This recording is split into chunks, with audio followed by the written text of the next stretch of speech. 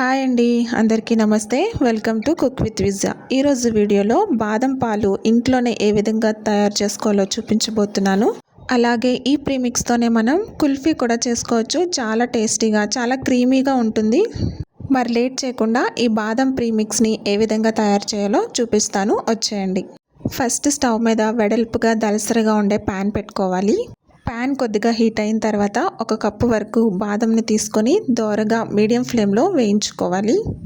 ఈ బాదం పలుకులు అనేవి లోపల వరకు వేగేలాగా ఒక 15 నిమిషాల వరకు వేయించుకోవాలి. ఈ బాదం అనేది లోపల వరకు వేగిందో లేదో తెలుసుకోవటానికి ఇది లైట్గా కలర్ చేంజ్ అయిన తర్వాత ఒకటి తీసుకొని విరిచి చూస్తే మనకి ఈజీగా తెలిసిపోతుంది వేగిందో లేదో. ఈ విధంగా బాదం పలుకుల్ని వేయించుకున్న తర్వాత 1 టీ స్పూన్ వరకు జీడిపప్పును వేసుకోవాలి. అలాగే 1 టేబుల్ స్పూన్ వరకు పిస్తా పలుకులను కూడా వేసుకోవాలి.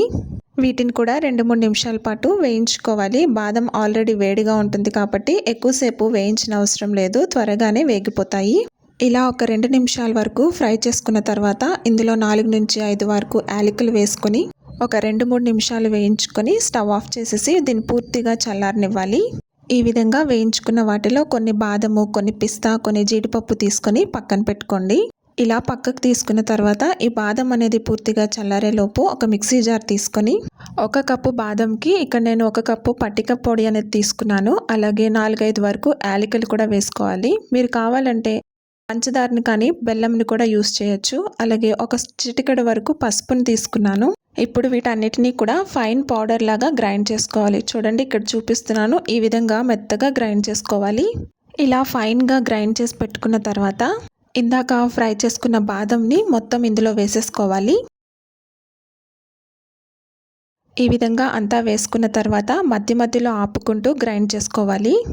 చూసారు కదా, ఈ విధంగా గ్రైండ్ చేసుకుంటే సరిపోతుంది. ఈ టైంలోనే స్వీట్ సరిపోయిందో లేదో చెక్ చేసుకోండి. ఒకవేళ సరిపోకపోతే షుగర్ అనేది మీరు యాడ్ చేసుకోవచ్చు. ఇప్పుడు ఈ బాదం పౌడర్ అనేది ఒక బౌల్లోకి యాడ్ చేసుకోవాలి.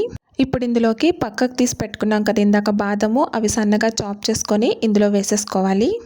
ఇలా అంతా వేసుకున్న తర్వాత ఒకసారి అంతా మంచిగా మిక్స్ చేసుకొని ఒక ఎయిర్ టైట్ కంటైనర్లో స్టోర్ చేసుకుంటే మీకు 1 రోజుల పాటు నిల్వ ఉంటుంది. అదే ఫ్రిడ్జ్లో కానీ స్టోర్ చేస్తే 6 మంత్స్ వరకు మీరు స్టోర్ చేసుకోవచ్చు.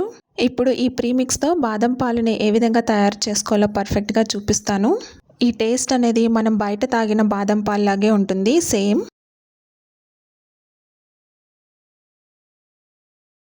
బాదం పాలు కోసం ఫస్ట్ స్టవ్ మీద 1/2 లీటర్ వరకు పాలు పెట్టుకొని పాలు పొంగొచ్చేంత వరకు మరిగించుకోవాలి. మీడియం ఫ్లేమ్లో పెట్టుకొని పాలను పొంగొచ్చేంత వరకు మరిగించుకున్న తర్వాత ఇప్పుడు ఇందులోకి 1/2 లీటర్ పాలకి 3 టేబుల్ స్పూన్ల వరకు బాదం పౌడర్ అనేది వేసుకోవాలి. ఇలా బాదం ప్రీమిక్స్ పౌడర్ని వేసుకున్న తర్వాత 2-3 పొంగులు వచ్చేంత వరకు స్టవ్ మీద పెట్టుకొని మిగడ కట్టకుండా ఇలా గరిటతో కలుపుకుంటూ మరిగించుకోవాలి. ఇలా లైట్గా చిక్కపడిన తర్వాత స్టవ్ ఆఫ్ చేసేసుకొని పూర్తిగా చల్లారనివ్వాలి. పూర్తిగా చల్లారిన తర్వాత ఇంకొద్దిగా చిక్కబడుతుంది. ఇలా చల్లారుతున్నప్పుడు మధ్య మధ్యలో కలుపుకుంటూ చల్లారబెట్టండి, లేదంటే మేగడ అనేది వచ్చేస్తుంది. కంప్లీట్గా చల్లారిన తర్వాత దీన్ని ఫ్రిడ్జ్లో పెట్టుకొని చల్లగా తాగొచ్చు, లేదంటే వేడిగా ఇష్టపడేవారు వేడిగా కూడా తీసుకోవచ్చు. నేనైతే బాదం పాలని పూర్తిగా చల్లారిన తర్వాత ఫ్రిడ్జ్లో పెట్టుకొని తర్వాత తీసుకుంటున్నాను. పైన గార్నిషింగ్ కోసం సన్నగా చాప్ చేసుకున్న పిస్తాని బాదంని నేను వేసుకుంటున్నాను. ఈ విధంగా ప్రిపేర్ చేసి సర్వ్ చేయండి, చాలా టేస్టీగా ఉంటుంది. బాదం పాలు ఎలా తయారు చేయాలో చూసారు కదా. ఇప్పుడు కుల్ఫీ ఎలా తయారు చేసుకోవాలో చూద్దాము.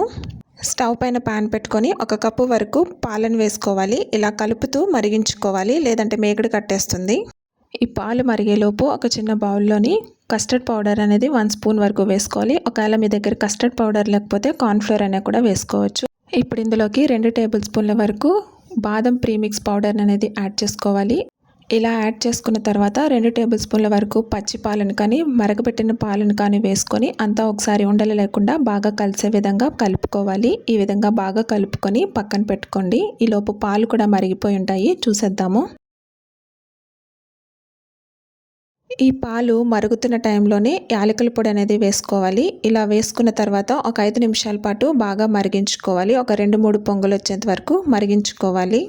ఇలా పాలు బాగా మరిగిన తర్వాత ఇందులోనికి మనం ఇందాక కలుపుకున్న బాదం పౌడర్ మిక్స్ ఉంది కదా, అదొకసారి బాగా కలుపుకొని ఇందులో వేసేసుకోవాలి.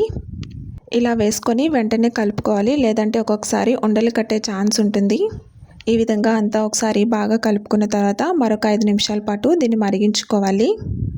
ఈ విధంగా 5 నిమిషాలు మరిగించుకున్న తర్వాత పూర్తిగా చల్లారనివ్వాలి.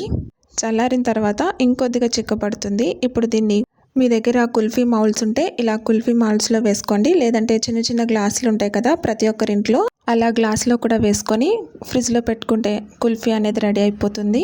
ఇలా కుల్ఫీ మౌల్డ్లో ఫిల్ చేసుకున్న తర్వాత ఒక 10 నిమిషాల పాటు ఫ్రిడ్జ్లో పెట్టుకొని తర్వాత తీసిన తర్వాత ఇలా పుల్లని అనేది పెడితే అది చక్కగా నించుంటుంది. ఇప్పుడు వీటిని డీప్ ఫ్రిడ్జ్లో హై కూలింగ్లో 8 గంటల పాటు పెట్టుకోవాలి. లేదంటే ఓవర్ నైట్ పెట్టుకున్నా సరిపోతుంది. నేనైతే 8 అవర్స్ పెట్టుకున్నాను. ఇలా ఫ్రిడ్జ్లోంచి తీసిన తర్వాత నార్మల్ వాటర్లో ఇలా డిప్ చేస్తే కుల్ఫీ అనేది ఈజీగా వచ్చేస్తుంది. ఇలా వాటర్లో ఒక 2 నిమిషాలు పెట్టి తీస్తే చాలా ఈజీగా కుల్ఫీ అనేది వచ్చేస్తుంది. చూసారా ఎంత ఈజీగా కుల్ఫీ అనేది ఇంట్లోనే ప్రిపేర్ చేసుకోవచ్చు. ఇలా ఇంట్లోనే ఈజీగా బాదం ప్రీమిక్స్ ఉంటే హ్యాపీగా చేసేసుకోవచ్చు. ఇప్పుడు వీటి మీద గార్నిషింగ్ కోసం ఒక బాదం పిస్తా సన్నగా చాప్ చేసిన వేసుకొని సర్వ్ చేసుకుంటే చాలా యమ్మీగా ఉంటాయి.